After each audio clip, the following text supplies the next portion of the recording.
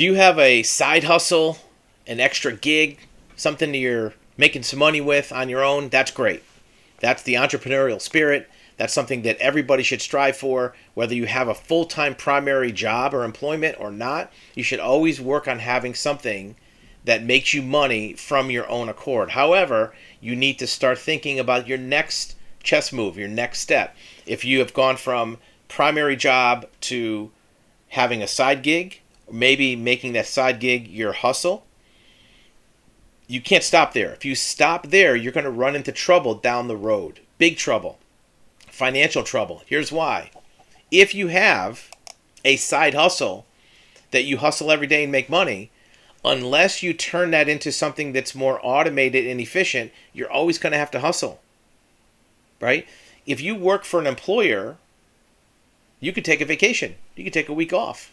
If you work for a regular job, you can call in sick. If you have a side hustle and your customers are counting on you every day, you can't really take time off.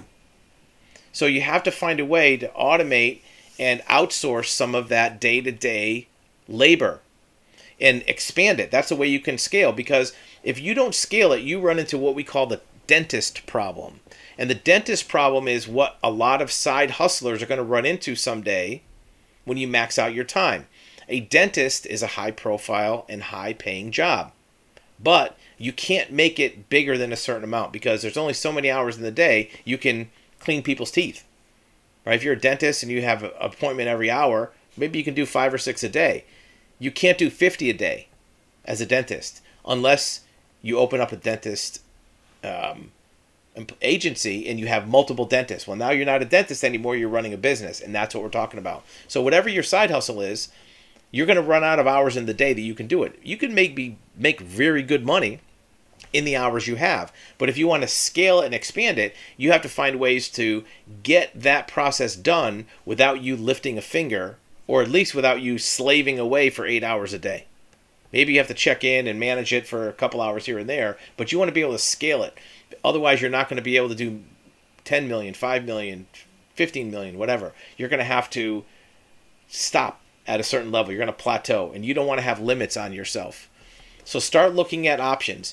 There's Fiverr, there's outsourcing, there's overseas virtual assistants that can help do some of the things. They won't be able to do everything, but they can carry the burden of the things you hate doing, whether it's administrative, paperwork, manufacturing, phones, emails, to get your head out of the game where you're working on the business, not in the business.